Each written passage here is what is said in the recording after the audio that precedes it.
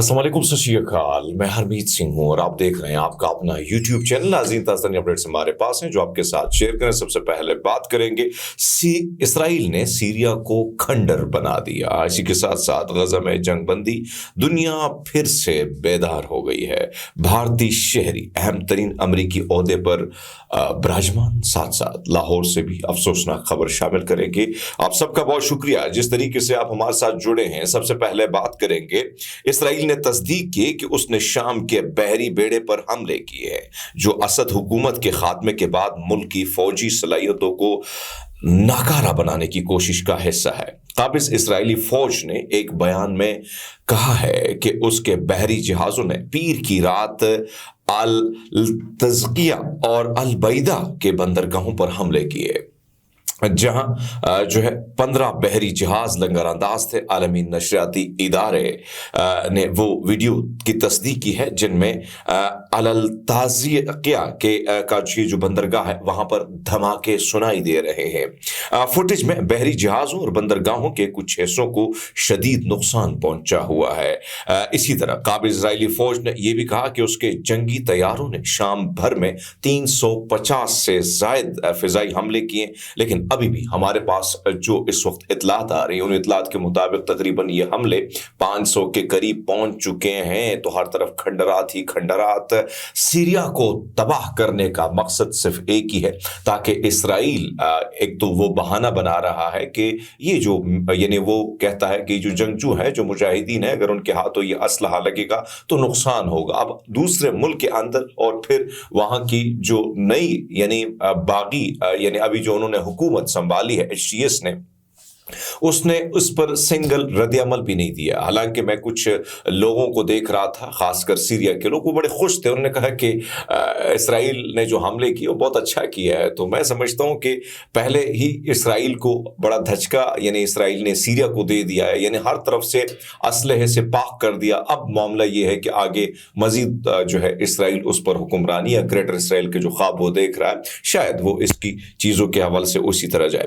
اقوام متحدہ کی جنرل اسمبلی اجلاس میں غزہ فوری غیر مشروط جنگ بندی کی قرارداد منظور کر لی گئی، جس میں تمام تر یرغمالیوں کی فوری رہائی بھی شامل ہے۔ برطانوی خبر رسائی ادارے کے مطابق اقوام متحدہ کی جنرل اسمبلی نے کثرت رائے سے غزہ میں فوری غیر مشروط جنگ بندی کی قرارداد منظور کر لی۔ اس قرارداد میں تمام یرغمالیوں کو فوری اور غیر مشروط رہائی پر بھی مطالبہ کیا۔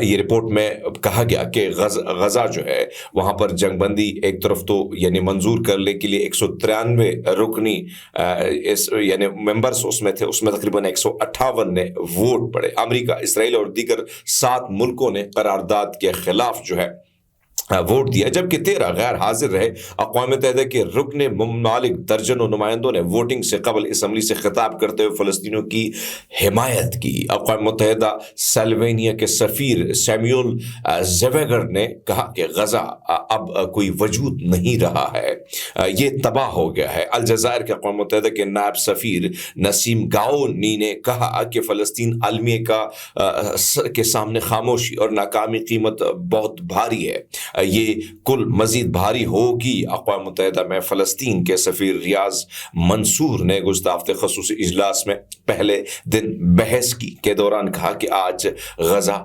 فلسطین کا زخمی دل ہے۔ صورتحال آپ کے سامنے ہے۔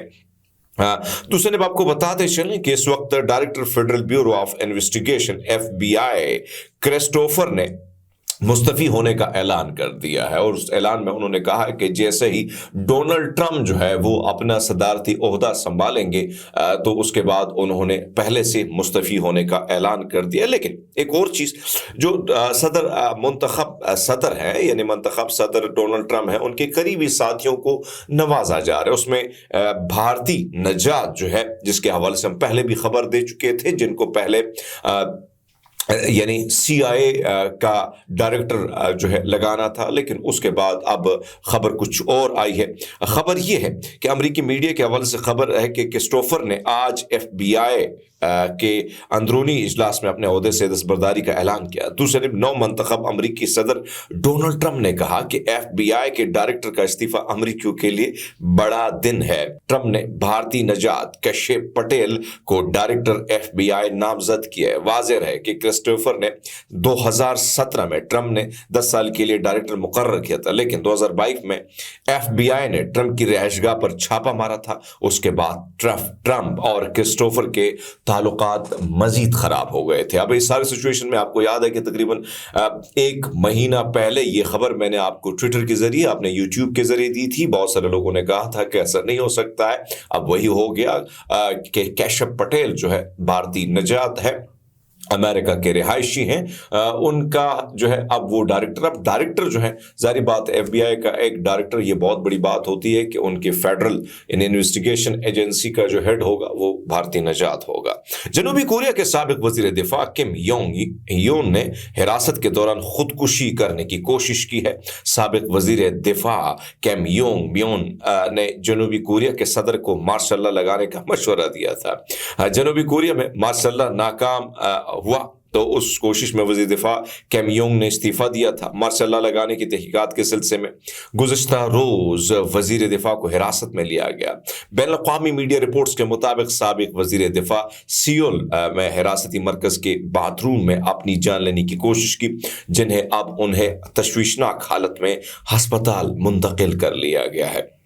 تو ایک طرف تو یہ سچویشن ہے، دوسری طرف آپ دیکھ رہے ہیں کہ وہاں پر زیادہ لوگ، عوام جو ہے، پیدر پہ عوام وہاں پہ نکلی ہے اور احتجاج ہو رہے ہیں۔ اس کی وجہ یہ ہے کہ مارشل لا جو ہے ناقابل قبول ہے۔ دوسری طرف امریکہ کی ایک سٹوری پاکستان کے حوالے سے آئی ہے، ہم اس پہ زیادہ تبصرہ تو نہیں کرتے، لیکن ریاست کے لیے اور ریاستی اداروں کے لیے یقیناً یہ تہلکہ انگیز سٹوری ہے، اور میں سمجھتا ہوں کہ اگر یہ سٹوری ہم کرتے تو پھر بڑا مشکل ہو جاتا، لیکن اب حکومت کے پاس یہ ہے، کیونکہ باہر دنیا میں آپ کو پتا ہے کہ ساری چیزوں کے حوالے سے آپ اس کو عدالت بھی لے کے جا سکتے ہیں، آپ ان کو جو ہے نوٹس بھی کر سکتے ہیں، ہرجانہ بھی جو ہے کا نوٹس بھی کر سکتے ہیں۔ تو یہ سٹوری بڑی خطرناک ہے، اور اسکرین شاٹ ہم لگا رہے ہیں جس سے آپ اندازہ لگا لیں، خاص کر یہ ڈی چوک کے حوالے سے۔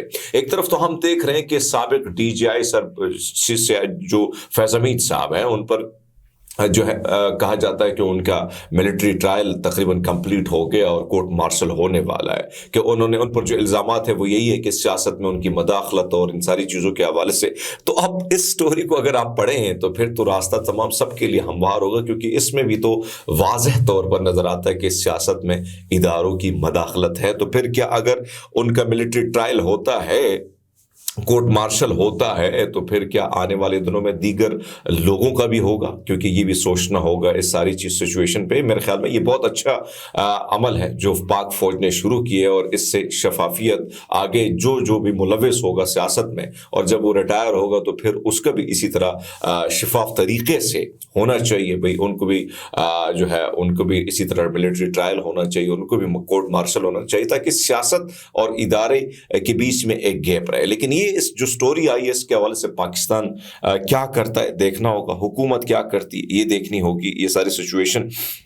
لیکن یہ سٹوری بڑی کمال خطرناک قسم کی ہے۔ آپ یہ کہہ سکتے ہیں کہ ریاست کے لیے، ریاست کے کردار پر بہت سارے سوالات جو ہیں وہ اٹھ کھڑے ہوئے۔ دوسرے نبیل گبول نے کہا ہے کہ آنے والے دنوں میں یاد رکھیے وزیر اعظم بلاول بھٹو ہوں گے، اور اسمبلی میں شہباز شریف کی جگہ نون لیگ خود ہار پہنا کر بلاول کو وزیر اعظم بنائے گی۔ یہ ہماری 70 نشستیں ہیں، رہنما پیپلز پارٹی نبیل گبول نے یہ دعویٰ کیا ہے۔ یقیناً ہو جائے گا، اس میں کوئی شک نہیں ہے۔ اس وقت اگر ہم دیکھیں، ایک طرف تو جو میں نے بات کی کہ جنرل فیض حمید صاحب جو ہے ان کو ظاہری بات ہے ان پر کورٹ مارشل ان کا ہو رہا ہے، تو ایسے میں تمام تر ان کرداروں کا بھی کورٹ مارشل ہوئے جو ان کے اوپر تھے۔ یہ جو ہے خاص کر جاوید لطیف نے بھی یہ بات کی، دیگر نے بھی یہ بات کی، اور شعیب شاہین بھی یہ بات کرتے ہیں کہ خواجہ آصف اور جنرل باجوہ کو بھی چارج شیٹ کیا جائے۔ خواجہ آصف نے خود تسلیم کیا کہ انتخابات پنجاب حکومت اور پھر وفاق میں جو ہوئے اس میں جنرل فیض اور جنرل باجوہ نے بڑی آفر ہمیں کی گئی۔ جاوید لطیف اور مولانا فضل الرحمان کے بیانات بھی آپ کے سامنے, تو اس سے آپ اندازہ لگا سکتے ہیں. اب لاسٹ سٹوری تھوڑی سی پریشان کن ہے. ہم یہ تصویر آپ کو دکھا رہے ہیں, یہ اس لڑکی کا نام ہے انیقہ. اس کا تعلق لاہور سے ہے, لیکن ہمیشہ اس ملک میں, اس ریاست میں, اس معاشرے میں بھیڑ چڑھتی ہیں تو بیٹیاں ہی چڑھتی ہیں, لوگوں کی بہن بیٹیاں چڑھتی ہیں. اور ایک سب سے بڑا مسئلہ یہ ہے کہ ہمارے اس ملک میں جب ہم بہن بیٹی کا بیاہ کرتے تو ہم کہتے ہیں بھئی آپ کو تو جس طرح گئی ہو تو وہاں سے آپ کی لاش آنی چاہیے. ابے لاش کیوں آنی چاہیے؟ زندگی اتنی آسان ہے کہ کسی کو دے دو اور کہو کہ بس وہاں سے آپ کی لاش آئے گی. کیوں آئے گی لاش؟ اس میں سارا قصور ماں باپ کا ہوتا ہے, بہن بھائیوں کو ہوتا ہے کہ آپ اپنی بہن بیٹیوں کو کسی درندے کے حوالے کرتے اور وہ سارا تشدد اپنے اوپر سہے اور پھر آپ کہیں کہ آپ کی وہاں سے لاش آئی ہے. یہ جو نوجوان لڑکی ہے انیقہ, اس کی 4 سال قبل لاہور میں شادی ہوئی, تشدد اس پر ہوتا رہا, خاتون اور اس کے گھر والے برداشت کرتے رہے, صبر کی تلقین کرتے رہے, اور پھر صبر کرتی کرتی انیقہ چند روز قبل تشدد سے جو ہے اس کی زندگی چل بسی. اور اس کے جسم پر اگر آپ دیکھیں کوئی ایسا عضو نہیں ہے, ایسی جگہ نہیں ہے جہاں پر تشدد نہ کیا گیا ہو. اور میں پھر وہی بات کروں گا کہ بھائی صاحب آپ اپنی بہن بیٹیوں کو یہ ترغیب مت دیں کہ بھائی صاحب اگر کوئی ظلم زیادتی کرتا ہے تو پھر سپورٹ کریں اپنی بہن بیٹیوں کو. اسی طرح آپ کندھوں پر جنازے اٹھائیں گے, کیا یہ بوجھ تو نہیں ہے نا کہ آپ نے کسی کے حوالے کر دی اور آپ ان پر اسی طرح درندے جو ہیں وہ اسی طرح تشدد کریں گے اور آپ پھر کہیں گے کہ چلو آپ وہاں سے ہم آپ کو زندہ بھیج رہے ہیں لیکن آپ وہاں سے لاش آئیں. اس سوچ کو بدلنا ہوگا, اور اس سوچ کے لیے آپ نے مردوں کے لیے الگ سوچ اس معاشرے میں رکھی ہے, خواتین کے لیے الگ رکھی ہے. تو اسی طرح جنازے پھر آپ اٹھاتے رہیں گے جب بہن بیٹیوں کو آپ کہیں گے کہ آپ ظلم زیادتی برداشت کرو اور صبر کرو. صبر نہیں ہوتا بھائی. اگر کوئی ظالم ہے تو ظالم کو اس کو جو اگر آپ جواب نہیں دے سکتے تو کم سے کم اس ظالم سے کنارہ کشی کر لو. یہ بڑی بات ہوتی ہے, نہیں کہ آپ ظلم سہو اور مار کھاؤ اور پھر جنازے جو ہے معصوم بچوں کے کندھوں پہ اٹھاؤ. بہرحال اب تک کے لیے اتنی, بہت سارا خیال رکھیے گا. بہت شکریہ.